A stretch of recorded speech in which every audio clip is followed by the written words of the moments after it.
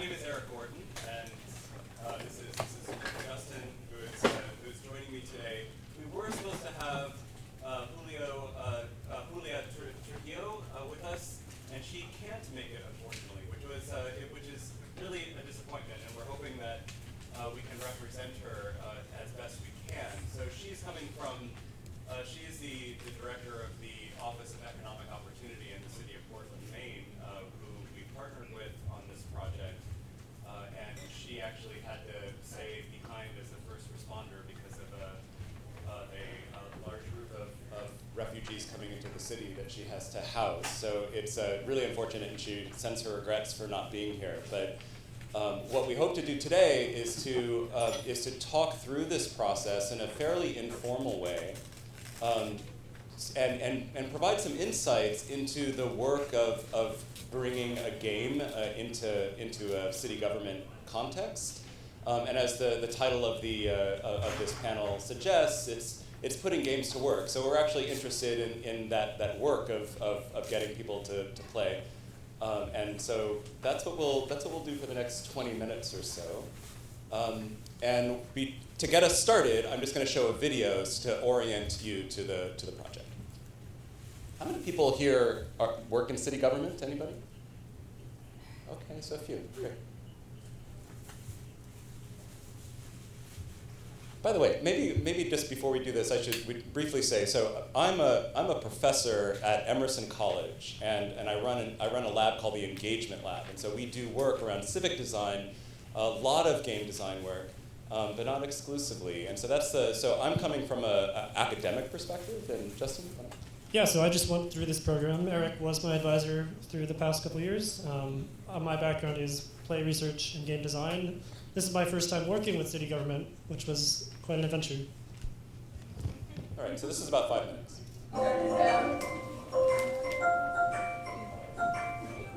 My name is Julia Trujillo, and like you, I also come from a different country.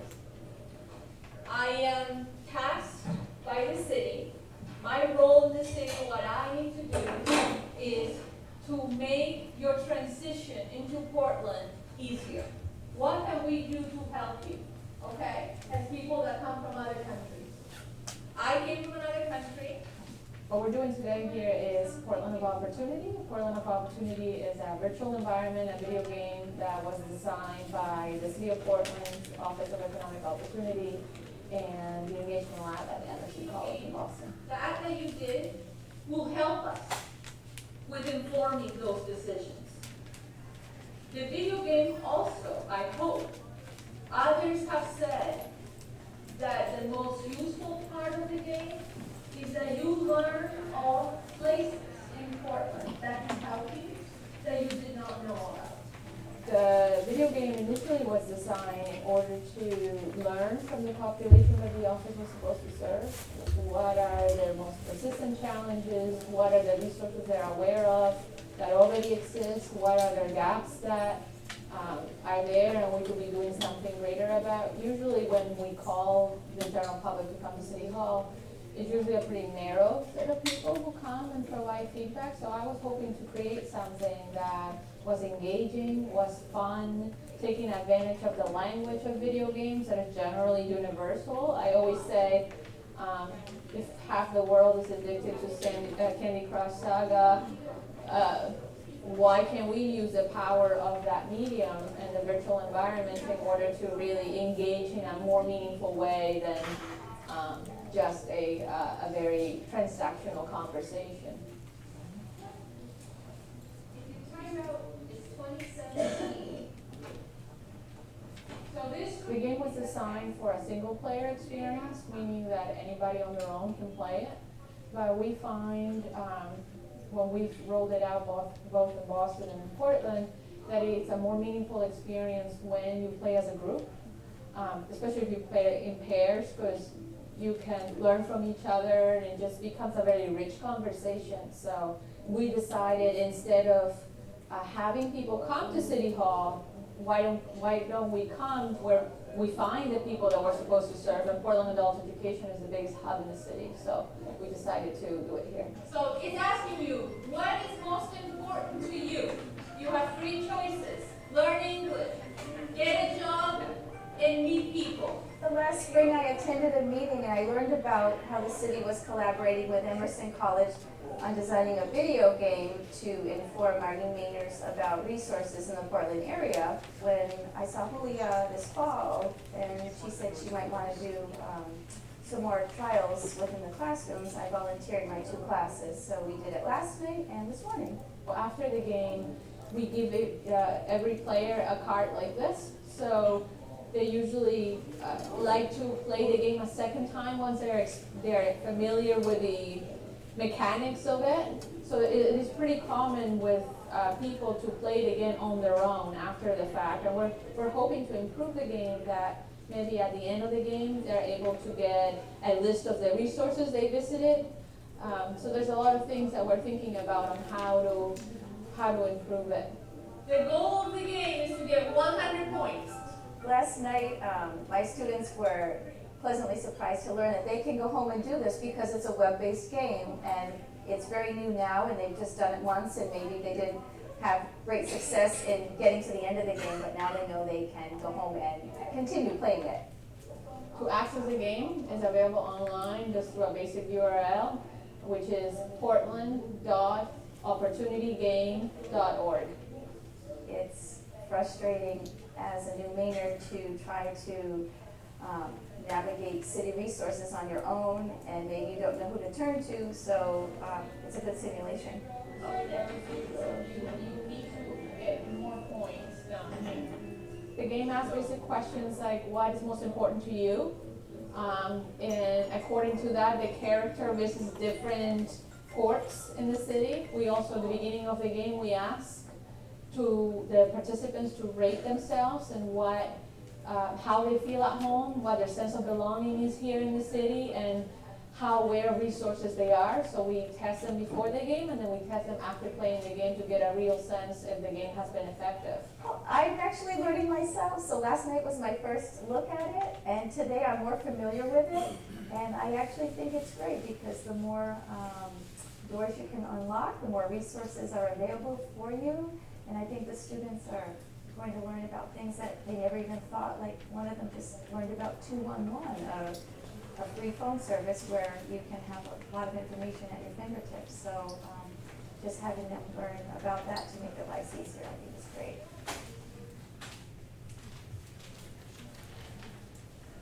Okay. So we could spend this panel, this time in our last 10 minutes together talking about the details of the game. But we're choosing not to, and you can talk about that after. But we're choosing to actually talk about what happened as this game was getting off the ground. And so just a little bit of a background. So Julia actually came to Games for Change last year, and then reached out to me after coming to Games for Change because she had in her mind that she wanted to make a game. To clarify, it was like 2015 or so. Oh, okay. Thank you for. Yeah. It happened yesterday, and then So, thank you. Details matter.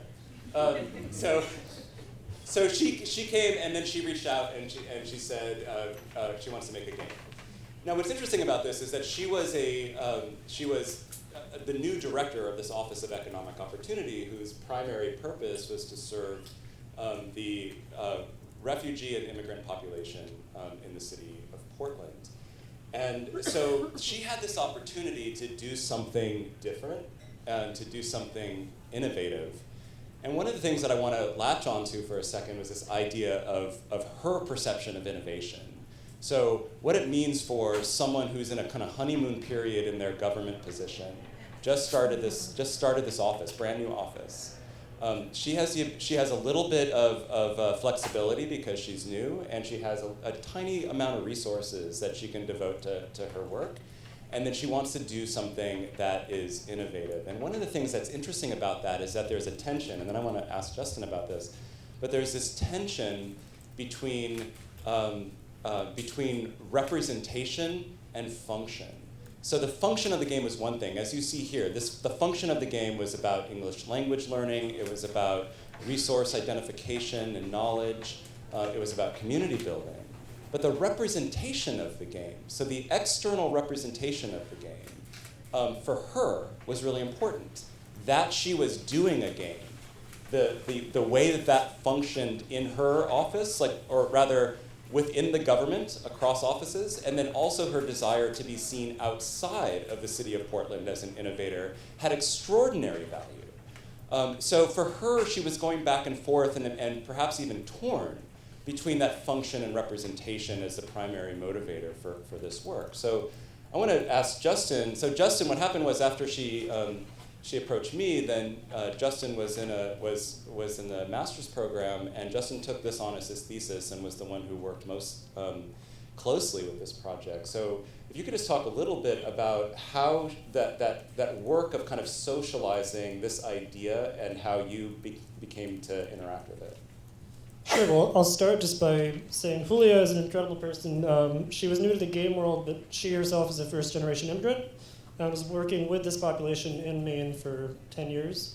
So yeah, in terms of representation, she immediately saw the value of games as something outside of the function, but as something that people and other immigrants and refugees coming will immediately see the value and see that it means that the city is trying something new, trying to reach out to them, and appreciating that they have a voice and should have a voice in the conversation. So the function and the mechanics and all that came second. That was part of the process itself. So the process itself started around December 2017. Julia assembled this advisory board. It was a cross-section of public policy administrators, service workers, local immigrant business owners. They all came together, and then there was me, and talked about priorities, values, like what should this game actually include. So yeah, the content came second.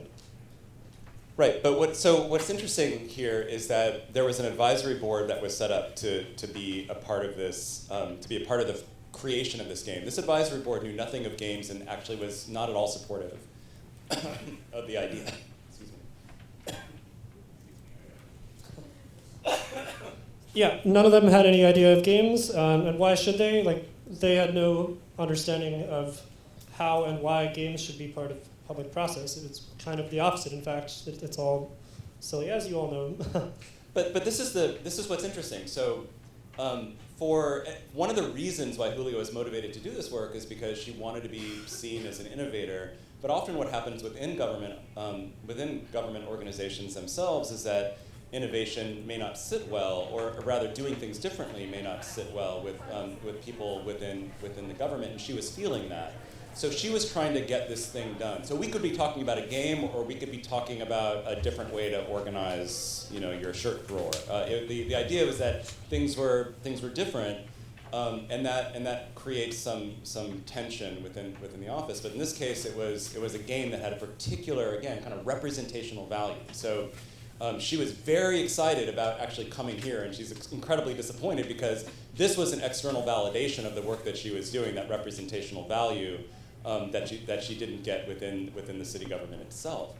But the idea of the advisory group, how that slow burn of building trust and socializing the concept of a game, when people were genuinely distrustful of the idea that a novel approach would have any value whatsoever.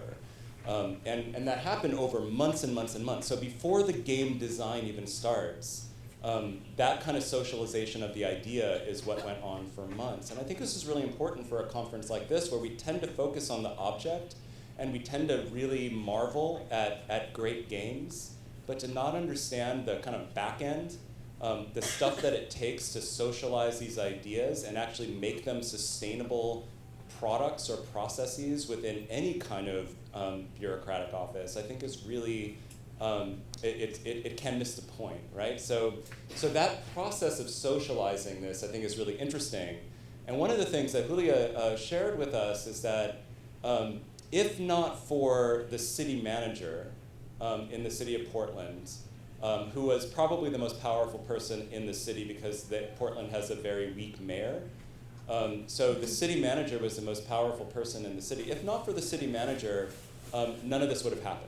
So not only do you need an internal champion who is Julia, so the person with all the energy, the person who wants to do things differently and has something at stake in the reputational value, but then you also need a decision maker somewhere way up the line to be able to support that change maker. And then what happened was he left. He took a different position, and then she was stuck cultivating this process with the advisory group.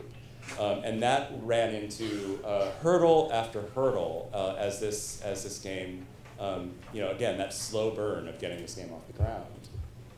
Yeah, so a central part of the whole Emerson degree I did, and so the methodology that I used, we all used for the design process, was this idea of participatory design.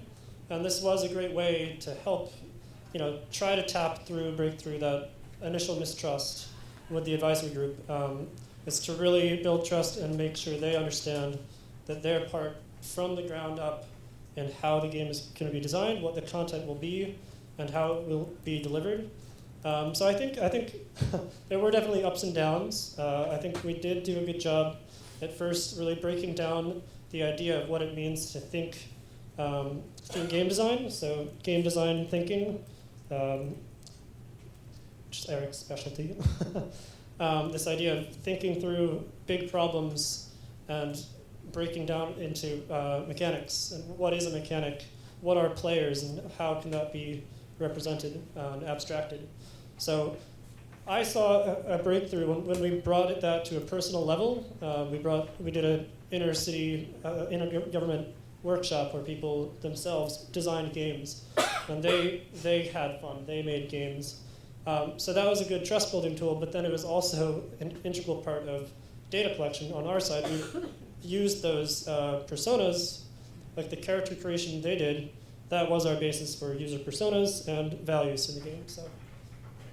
And then the last point I want to make before we open it up for some questions is that part of the role of the designer. So if you map out this process, we have the internal champion.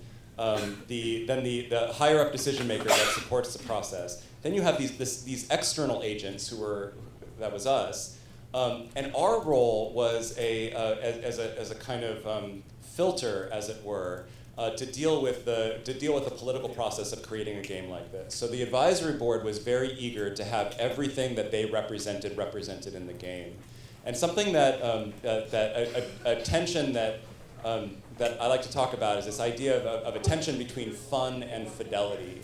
And so the advisory group all wanted fidelity to reality. And it was our job to say, well, that's not fun. And so how do we reduce fidelity for the purpose of fun? But that's an incredibly difficult political act.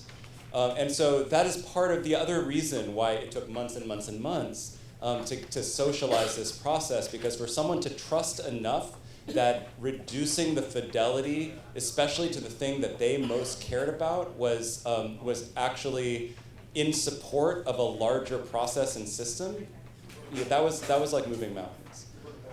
And I think at the end of the day, I think I'm not going to say whether we succeeded or not in this whole thing. This is not about that, but we really just wanted to sort of lay out the process a little bit to start that conversation. And I know we only have a few minutes left, so maybe we can have a conversation.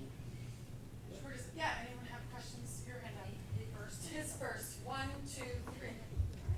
Next, I wanted to ask about a little bit about problem definition and learning outcomes that you were seeking. So is it a matter of that people were reticent to use these, like if you handed them a list, they just wouldn't go to these facilities? Like, so how did you define what the problem was, and then how's it looking in terms of learning as how Sure, I mean, the main problem at a user level, the people who are going to use it, it's mainly just that there are immigrants coming in, refugees coming in. They don't know the services. So it's mainly an educational tool. Was that the question?